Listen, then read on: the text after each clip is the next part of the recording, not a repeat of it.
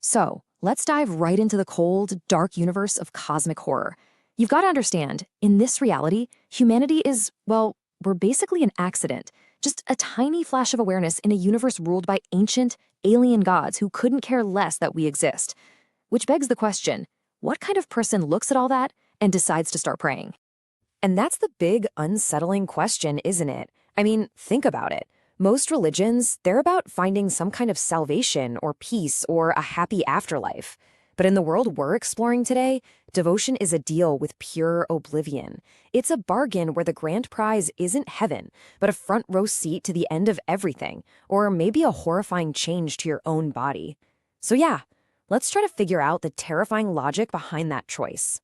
First things first, we need to get a handle on what we're even talking about. A cosmic cult isn't really about morality. It's gods. They operate completely outside our little human ideas of good and evil. And the cults themselves, they're not looking for spiritual purity. Nope. They are looking for a transaction. They want something, whether it's forbidden secrets, a way to survive in a dying world, or just the sheer thrill of kicking off total chaos. Right, so you pretty much have to throw out everything you think you know about traditional faith. The folks in these groups are not searching for inner peace. They're actively trying to shatter the sanity of every single person on the planet, themselves included. And to really get how they do it, we're going to look at the two most famous examples. And of course, we have to start with the big one, the cult of Cthulhu. Now, this isn't some backwoods secret society. Oh no, this is an ancient, globe-spanning conspiracy of fanatics, all just waiting for their sleeping god to wake up and, take back the earth. What's so chilling about the Cthulhu cult is just how widespread it is. It's not a single organization. It's more like a psychic virus. It just pops up in the most isolated corners of the world. You've got these mongrel celebrants in the Louisiana swamps. You've got feared diabolist Eskimos way up in Greenland, and sailors spreading the word from one grimy port to another. They're all loosely connected, whispering about immortal leaders hidden in China and some mythical origin in a lost Arabian city. So what is their ultimate goal? Well, this quote pretty much says it all. Their idea of paradise is a planet-wide apocalypse. They truly believe that when Cthulhu rises, every law, every moral, every shred of decency will just evaporate, and humanity will finally be free to descend into a global party of blissful murder and chaos. They aren't trying to save the world. They are actively cheering for it to burn. And they work towards this lovely future through some pretty brutal, bizarre rituals. Their ceremonies are always held out in the middle of nowhere, under the open sky. They involve frenzied dancing, human sacrifice, and praying to these strange little idols made of greenish, unearthly metals. And all of these scattered cults, no matter how far apart they are united by one very specific thing. This chant. You can hear it whispered in the swamps, in the Arctic, on the high seas. It means, in his house at Riley, dead Cthulhu waits dreaming. That single line is both the prayer and the prophecy that holds this entire global conspiracy together. It's the terrible promise they're all waiting for. Okay, so if the Cthulhu cult is all about this huge, abstract, world-ending party, our next case is a much more personal, much more physical kind of horror. We're zooming in from a global threat to a local infection. The Esoteric Order of Dagon.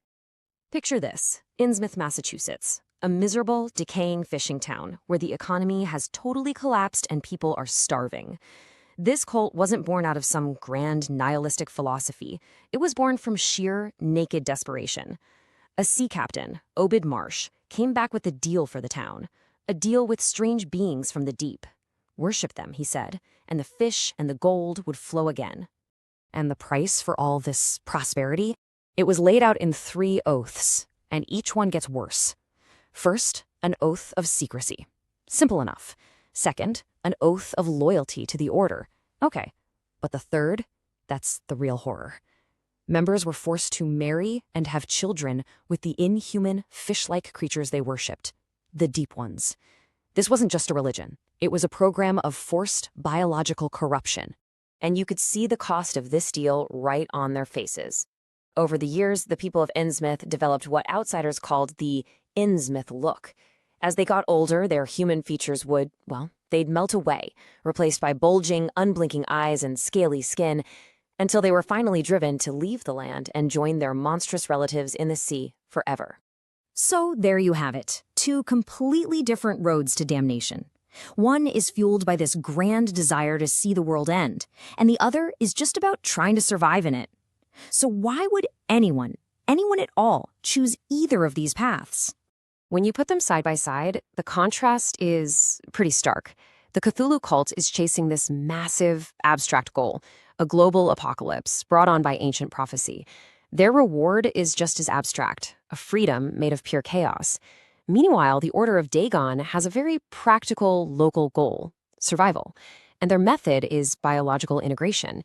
Their reward is totally concrete, plenty of fish and gold, and the promise of living forever, under the sea.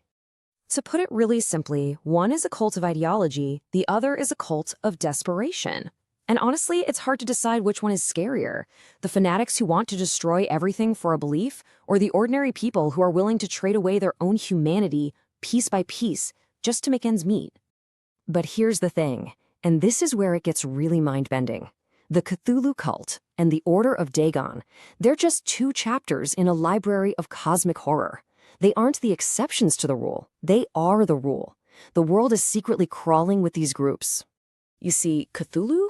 He's just a high priest for the real gods, the outer gods, beings like Shub-Niggurath, a hideously fertile black goat of the woods, Nyarlathotep, the crawling chaos, who actually walks among us in 1,000 different disguises, Yog-Sothoth, who is both the key and the gate to everything, the unspeakable Hastur, the king in yellow, and at the very center of all of it, the mindless, bubbling god Azathoth.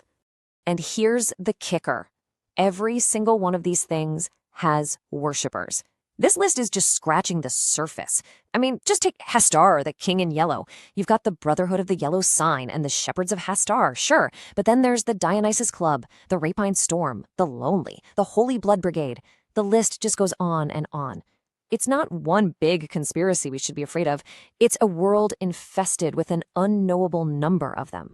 Which leaves us with one last really chilling thought. Most of these cosmic gods are silent. They're dreaming, they're indifferent. The horror is just their raw, unthinking power. But a few of them, like Nyarlathotep, are said to actively engage with their followers, to talk to them, to guide their hands.